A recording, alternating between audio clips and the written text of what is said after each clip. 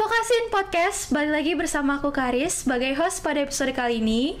Dan di depan aku ada guest speaker spesial, COO Locus Kreatif Azrian Bintang Ramadan. Hai Kak Bintang. Halo Karis. Halo, Hai, kita sapa dulu nih teman-teman Halo, vokasioner.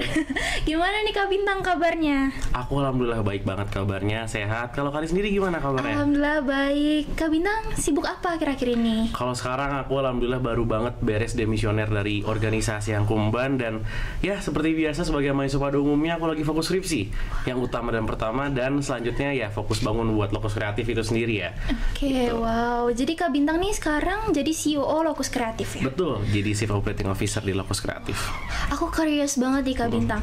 Dari awal jadi mahasiswa baru FH, itu journey-nya apa sih dalam membangun personal branding terutama di bidang sinematografi? Oke, sebenarnya kalau misalkan ditanya journey ya atau personal branding yang aku bangun di FH, itu awalnya bukan sebagai seorang sinematografer. Oke. Ini mungkin plot twist dalam hidupku ya. Iya, awalnya aku membangun brandingku sebagai orang anak hukum pada umumnya, yang law student yang memang punya concern di dunia hukum, HAM, politik, pengacara dan lain sebagainya. Cuman emang apa yang udah aku sukai dari SM, mungkin dari kecil ya, itu nggak bisa kehilang gitu aja.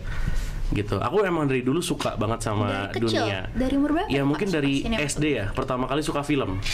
Gitu. Aku dulu suka banget nonton film, film bajakan. Terus sama aku mungkin diajak ke pasar beli film CD kayak gitu.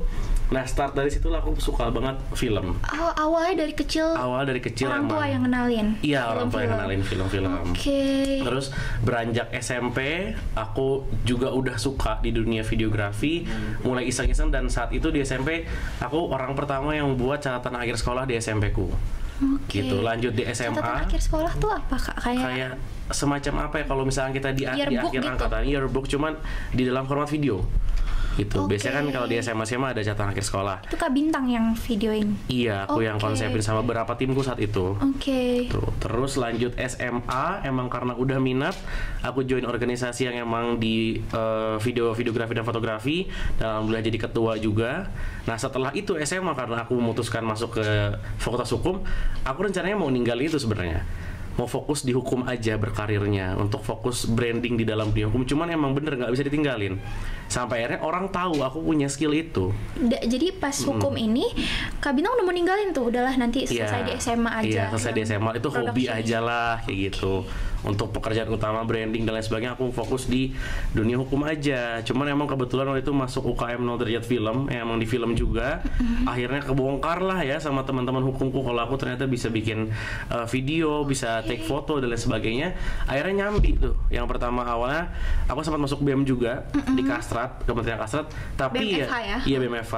Tapi karena mereka tahu aku bisa di dunia itu, di dunia kreatif ya, aku diminta untuk bikin semacam video-video propaganda untuk aksi. Oke, jadi di gitu. BEM sendiri pun Kak Bintang terjun di sinematografinya juga ya? Iya, meskipun kementeriannya jauh dari sinematografi, Iya, itu Kastrat ya? gitu. Iya. Akhirnya Oke, terus gitu. masuk UKM 0 derajat film. Betul. Oke, jadi guys, 0 derajat film ini merupakan UKM yang ada di Universitas Brawijaya ya. Jadi betul. buat para Shout out. pecinta sinematografi bisa join 0 derajat film. Nah, di 0 derajat film Kak Bintang ngapain aja?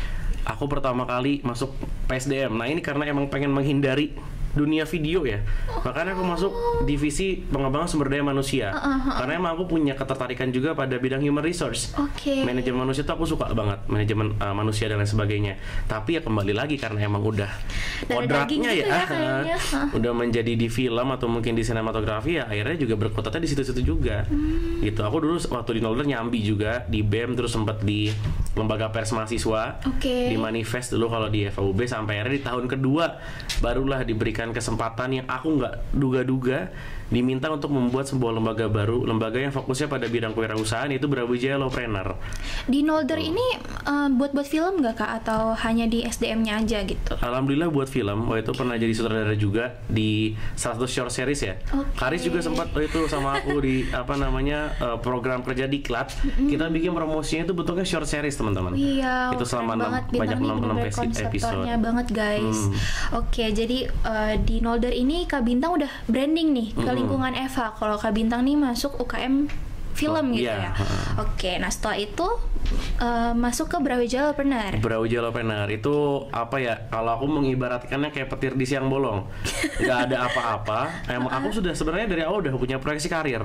Mau kemana? Aku pengen yaudah ketua UKM di NDF, sempat ambis ke situ. Terus lanjutannya mau fokus di bidang hukum kayak magang di firma, mungkin jadi anggota DPM atau sempat juga ditawarkan jadi Wapres BEM Eva saat itu. Cuman plot twist tiba-tiba UB berubah jadi PTNBH. Perguruan Tinggi Negeri Berbadan Hukum. Jadi punya target kinerja untuk ningkatin mahasiswa wirausaha. Nah dari itulah Wadik 3 FAUB saat itu minta aku sama rekanku juga Andreas waktu itu, dia dimintakan untuk membuat sebuah lembaga otonom baru yang berfokus pada kewirausahaan, itu namanya Brawijaya-Preneur. Mulai dari situlah akhirnya. Awalnya ya. Oke. Awalnya jadi COO. Chief Operating Officer. Oke. Nah, terus itu belum masuk ke Lokus Kreatif. Belum. Jadi aku curious nih, gimana ini? Jadi masuk Lokus Kreatif itu yang CEO-nya, Chief Executive Officer Lokus Kreatif itu adalah teman SMA aku di Bogor. Jadi emang udah rekan partner video dari dulu. Waktu itu dia angkatan 2018, aku masih jadi kelas 10 ya kalau misalkan di SMA, kelas 1 SMA. Ya, kelas 1 SMA, ketemulah sama dia, diajak proyekan buat bikin dokumentasi DBL. Dulu tuh kayak kompetisi basket gitu lah. Kompetisi basket ya, sampai sekarang juga masih ada ya, masih di Malang ya DBL. Aku jadi videografer di sono, sampai akhirnya ketemu lagi lah di kuliah. Pertama kali aku diajaknya jadi freelance, teman-teman. Jadi freelance di foto wisuda, atau mungkin kalau ada wedding ada aku suka ngambil. Iya. Awalnya freelance dulu. Awalnya freelance, jadi magang lah ibarat. Jadi kalau per proyek aja, kalau ada proyek butuh aku untuk jadi SDM-nya, ada aku masuk ya, lumayan lah ngisi Sabtu Minggu kan. Iya. Kayak gitu. Nah karena emang mungkin dia tahu aku di SMA juga udah pernah bikin semacam production house, cuman gagal teman-teman, gak apa. Namanya di Miget Production dulu, jadi ala-ala lah. Apa guys, semua orang tuh pasti gagal. Jadi lihat Kak Bintang aja tuh dulu juga nyoba-nyoba gagal kan di Miget. Gagal. Jadi ya karena aku belajar dari situ gimana caranya build up bisnis kan, tentang konsistensi, tentang target market yang harus spesifik dan lain sebagainya. Sampai akhirnya karena dia tahu aku udah pernah punya PH sendiri, dia tarik aku untuk menjadi Chief Operating Officer di Lokus Kreatif. Itu Sampai tahun sekarang. 2022. Tahun 2023 tengah jadi CEO-nya. Wow. Kalau magangnya freelance-nya dari 2022 akhir. Oke. Aduh, aku tadi belum nanya ya, Lokus Kreatif itu apa, Kak? Nah, ini. Jadi, Lokus Kreatif itu sebenarnya sesimpel dia production house yang memang bergerak pada dunia kreatif. Tapi nggak cuman sebatas hal-hal yang cuman video atau foto aja. Kita juga melayani advertisement, live streaming kayak gini, podcast itu juga event bisa. Event itu kita udah mulai reach ke sono. Gitu sebenarnya Lokus Kreatif itu. Cuman emang yang jadi main fokus untuk sekarang itu emang di bidang documenting. Jadi kalau misalnya kita dokumentasi acara atau foto foto profile penting gitu ya. Iya, foto event penting, atau mungkin sekarang udah mulai kita masuk ke perusahaan-perusahaan besar kayak Pertamina, BRI, Trakindo. Itu kita udah mulai bikin company profile-nya berupa foto. Secara profesional gitu ya. Betul. Company profile-nya. Wow, keren banget. Kak Bintang, ini aku sebagai POV yang nonton nih, yang mungkin tertarik untuk terjun ke karir sinematografi, tapi aku bingung harus ngapain. Kameraku belum ada, aku belum tahu skill apa sih yang dibutuhkan. Aku harus apa? First step-nya apa? Sebenarnya yang paling penting dari pertama adalah kita jangan dulu mikirin profit. Nah, mungkin kadang-kadang karena sekarang udah mulai banyak sosial media ya, TikTok, mereka memperlihatkan bagaimana sinematografi dan fotografi ini sebegitu menghasilkannya. Tapi kalau kita pertama kali udah mikirin itu nggak akan dapet. Jadi yang kita pertama kali lakukan adalah gimana caranya kita suka dulu sama dunia yang emang pengen kita tekunin. Jadi emang harus suka dulu. Kalau menurut aku ya nggak mungkin nggak suka, karena ini dunia kreatif. Ada yang kayak aduh nih profitnya gede nih, yaudah deh ikut aja deh, FOMO aja deh gitu. Karena kalau emang nggak suka pasti mager banget, capek. Udah mood-moodannya itu udah nggak bisa dilawan kadang-kadang. Itu yang pertama. Terus dua, modal. Dulu aku juga sempat ngedit video dan foto itu pakai kamera yang super jelek. Gitu, aku sampai lupa kayaknya Nikon D something. Itu nggak, jelek banget. Dan ngedit video dulu kalau misalkan sekarang udah bisa pakai efek apa-apa, nggak usah harus di di ekspor dulu. Kalau dulu ya satu kali cut di save dulu, karena sering mati laptopnya gitu loh. Karena laptopnya spesifikasinya juga jelek, emang jelek banget. Dan jadi dulu awal Kak Bintang ini fasilitasnya belum tidak memadai gitu. Yang kedua adalah support orang tua. Nah, ini penting. Kalau menurutku ya, Penting banget penting. ya guys. Karena kalau nggak disupport sama orang tua, ya in the end kita bakal susah buat jalan. Iya. Nah, akhirnya kan dulu ya sama orang tua kolot pasti akan berpikir hal-hal yang berhubungan sama dunia kreatif itu tidak menghasilkan. Iya, Apa capek sih aja jadi gitu tukang ya. kamera, tukang foto gitu loh. Sampai akhirnya aku bisa menunjukkan aku menang lomba, dari situ lah mulai didukung. Baru tuh ada kamera yang cukup proper, baru ada laptop yang cukup proper. Dan yang ketiga adalah personal branding. Paling penting, kalau orang nggak tahu kamu itu bisa video, terus mau dari mana mereka tahu kamu bisa bekerja di bidang itu? Gitu loh. Mulai dengan personal branding yang paling gampang itu di via Instagram. Instagram tuh menurut aku adalah platform yang paling gampang buat kita branding. Iya, tinggal upload. Tinggal upload. Cuman ada perbedaan antara branding dan flexing menurutku. Iya, bener banget ya, ada Kalau dua. kita branding kan mungkin dalam segi konsep postingannya sampai dengan apa yang kita ingin sampaikan dalam postingan itu perlu kita pikirkan.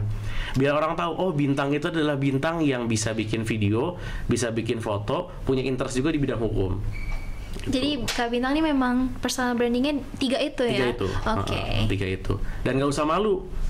Kalau dulu di SMA, ini mungkin culture ya berbeda. Kalau misalkan ada beberapa SMA atau kota yang menganggap, aku dulu pribadi ketika kita branding kayak gitu adalah suatu hal yang alay. Ini apaan sih, orang pamer banget dia bisa bikin video, bisa bikin foto. Ya aku nggak peduli, karena in the end mungkin perusahaan atau orang publik itu akan melihat aku dari Instagramku juga. Jadi aku nggak peduli dengan cacian itu pada awalnya. Sampai akhirnya mungkin di kuliah sudah mulai terbangun lah, udah mulai tren ya namanya personal branding di kuliah kan. Iya, Udah mulai benar. tahu orang-orang bagaimana cara membangun karakter dirinya ya. Sekarang udah tinggal lanjutin aja sampai udah aku bangun dari SMA mungkin. Oke, Kayak terus gitu. peran komunitas juga penting banget ya, Penting. Kak? Cari Relasi. lingkup yang sama passionnya tuh penting ya. Betul, penting. Oke, terus Kak Bintang tuh masuk di Nol Derajat Film ini merupakan salah satu milestone juga kan Iya. untuk berkarir. Betul. Oke, terus Kak, skill khusus apa mungkin harus belajar editing Adobe dulu atau apa skill apa yang harus dibuka? Oke, sebenarnya kalau menurutku aplikasi editing itu mau pakai Adobe Premiere, mau pakai CapCut kah, mau pakai VN, mau pakai Canva, atau mungkin mau pakai aplikasi bawaan di laptop Iya. kayak Sony Vegas atau apa tuh nggak masalah selama emang kamu punya konsep yang bagus. Oke, jadi sebenarnya software tuh nggak terlalu Menurut aku nggak berpengaruh, kecuali memang kamu masuk dalam produksi besar yang butuh banyak software-software yang diperlukan gitu loh. Kan kadang-kadang kalau udah profesional banget, even color grading aja beda aplikasi kan. Gitu. Nah kalau menurutku awal kita bikin modalnya, yang penting kita punya otak yang jalan dulu soal apa yang mau kita ceritakan dalam film ataupun fotonya. Karena kenapa aku suka foto dan video? Karena aku bisa mengkomunikasikan hal-hal yang nggak bisa aku komunikasikan dengan kata-kata. Oke, jadi Kak Bintang memang konseptor banget nih ya. Iya. Oke. Belajar dari situ dulu. Misalnya kita lagi sedih, kita ungkapkan dengan videografi atau sinematografi, kita udah punya konsep matang di kepala, tinggal eksekusinya bener atau enggak.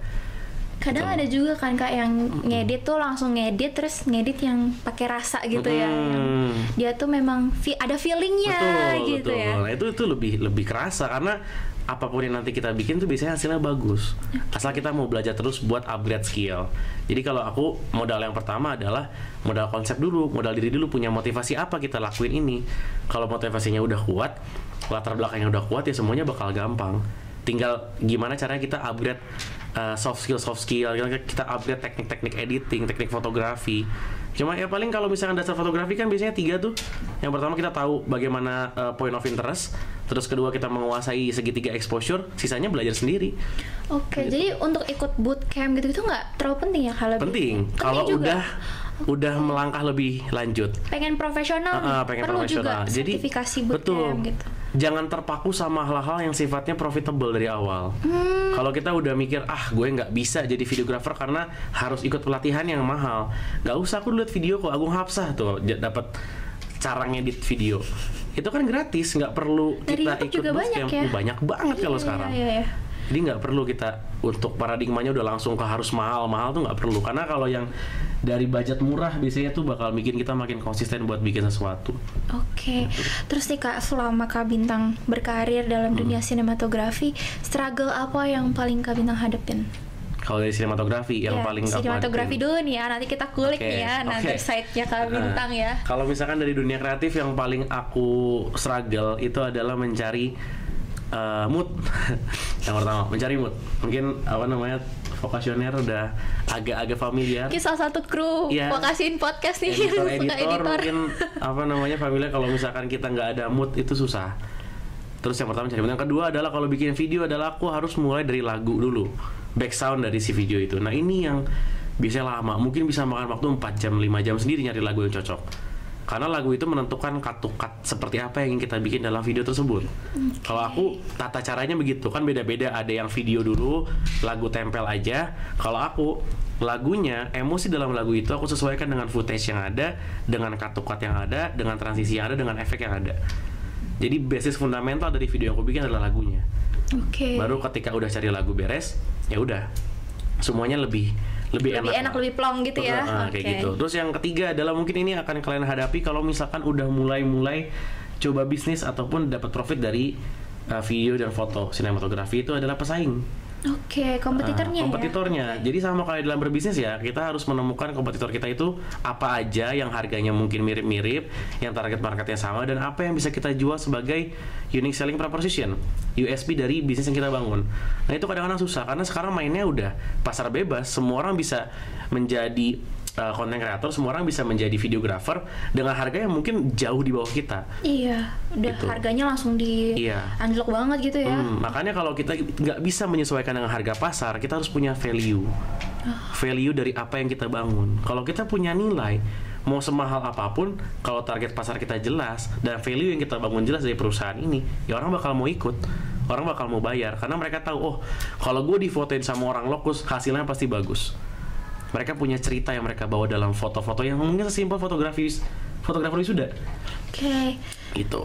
Jadi mungkin bangun value kualitas video kita dulu ya Kak. Mungkin yang belum terjun ke industri nih, yang masih jadi freelance itu gimana Kak buat ningkatin kualitasnya? Mungkin harus banyak ambil project aja nih, nggak usah mikirin profit atau gimana? Konsistensi yang pertama.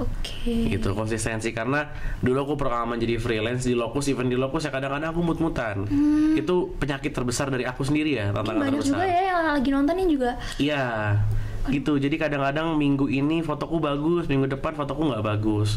Nah itulah yang kadang-kadang bikin orang yang mau narik kita jadi freelance juga jadi males gitu loh. Awalnya bagus, kok minggu kedua lu jelek, kualitasnya menurun.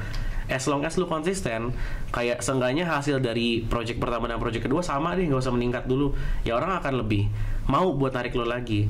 Lebih bagus kalau misalnya kamu bisa berkembang terus tiap projectnya. Itu lebih bagus lagi. Itu yang menurut aku yang paling modal pertama adalah konsistensi. Wow, oke nih Kak, itu kan tadi di bidang sinematografi ya. Sekarang aku pengen mengulik another side of Kak Bintang nih. Kak Bintang ini kan yang aku tahu juga ya, selama menjadi mahasiswa Kak Bintang dapat posisi yang memang jabatannya tinggi ya, leader gitu ya. Apa tantangan terberat menjadi seorang pemimpin dari versi Kak Bintang? Menurut aku seni manajemen manusia itu adalah seni yang paling susah buat dipelajari. Jadi daripada memikirkan aku lebih susah mikirin timku sendiri daripada mikirin project yang pengen aku bikin. Karena organisasi itu menurutku adalah benda mati, perusahaan itu mati, penghidupnya adalah sumber daya manusianya. Jadi kalau kita nggak bisa kelola sumber daya manusia dengan baik, ya pasti proyeknya juga nggak akan jalan. Nah, menjaga mereka untuk tetap keep in touch dan punya sense of belongings di Brawijaya Lavender itu bukan hal yang mudah. Dimana aku punya visi pribadiku adalah menjadi orang yang sukses, punya pengalaman yang banyak dan bisa membuat legacy ataupun warisan yang aku tinggalin di FOB. Memory. Tapi mereka visinya beda. Mungkin mereka masuk BLP cuman pengen sekedar hahihi, cuman pengen sekedar punya teman aja, atau mereka pengen bangun bisnis, atau mereka ternyata cuma pengen punya pengalaman aja, itu beda-beda. Nah, menyatukan keseluruhan visi tersebut dalam satu panduan itu yang susah. Jadi kita harus bisa mengerti each of them itu pengennya apa. Nah, menurut aku itu yang paling susah dibanding kita bikin project. Karena bikin project itu cuma sekedar pikiran kita, akal kita pakai dan eksekusi yang baik. Tapi gimana cara buat mesin ini panas, itu yang susah. Gitu. Jadi struggleku selama ini adalah di manajemen sumber daya manusia. Tapi aku menikmati itu. Karena yang diambil ya pelajarannya. Ketika aku berhasil buat itu semua menjadi solid, ya itu menjadi semacam kepuasanku tersendiri. Oh, berarti aku berhasil memahami orang-orang. Aku sampai baca buku, ikut tutorial bagaimana cara memimpin yang baik dan lain sebagainya. Biar orang-orang itu merasa bahwa aku itu bukan bos tapi leadernya mereka, pemimpin mereka yang membersamai mereka dari nol itu. Wow, thank you ya Kak Bintang, insight-nya bagus banget nih, terutama buat yang maba-maba kan yang nonton pengen jadi ketua pelaksana ospek lah atau ikut kepanitiaan terus dapet kadif gitu ya. Oke, terus Kak Bintang, apa sih yang pengen Kak Bintang sampaikan buat teman-teman yang nonton? Pelajaran apa nih yang bisa diambil selama journey Kak Bintang? Ya, sebenarnya kalau dari aku sendiri yang pertama adalah jangan terlalu terpaku dengan apa yang udah kita bangun atau kita proyeksikan dari awal. Penting buat kita menciptakan sebuah track record hidup. Misalkan dalam kurun waktu setahun, kurun waktu 3 tahun, kurun tahun 5, sampai dengan 10 tahun kita mau ngapain. Itu harus ada, biar hidup kita tuh keep on track. Tapi, kalau di tengah jalan tiba-tiba ada yang nabrak buat bikin hidup kita belok, selama itu kesempatan yang bagus itu ambil aja. Menurut aku sukses itu adalah gimana caranya kamu bisa mengambil kesempatan dengan baik, bukan bagaimana caranya kamu bisa tetap mengidealismekan apa yang kamu udah rancang dari awal. Karena kita nggak tahu ketentuan takdir Tuhan itu mau bawa kita kemana. Aku nggak tahu Tuhanku itu mau bikin Bintang sebagai seorang pengacara, atau mungkin seorang pebisnis, atau mungkin seorang pembuat film. Jadi kita selama kita punya track, ikutin. Kalau tiba-tiba ada yang mau belokin track itu, ya udah, selama itu baik, itu ambil aja. Terus mungkin selanjutnya adalah jangan takut buat capek dan menderita sih. Karena yang sering aku omongin juga, memimpin itu kan menderita. Ya, itu salah satu perkataan dari Kiai Haji Agus Salim, dan aku sangat mengimani itu. Jadi ketika aku menjadi leader apapun itu bidangnya, selama aku menderita berarti aku sedang memimpin. Tapi kalau aku nggak menderita, berarti kepemimpinanku itu gagal. Ada yang salah. Gitu. Jadi trust yourself and trust God. That's it.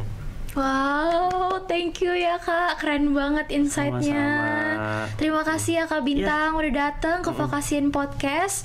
Aku berharap banget nanti 5-10 tahun ke depan Kak Bintang main lagi ke Fakultas Vokasi dengan the new Bintang yang baru. Mungkin nanti kita lihat Logos Kreatif mungkin bisa lebih besar lagi, bisa lebih sukses lagi. Amin. Terima kasih Kak Bintang. Sama-sama Karis. Terima kasih Vokasioner juga. Terima kasih buat semua yang udah nonton. Jangan lupa like, comment, dan subscribe. Dadah. Yuk kita sapa. Dadah. Thank you.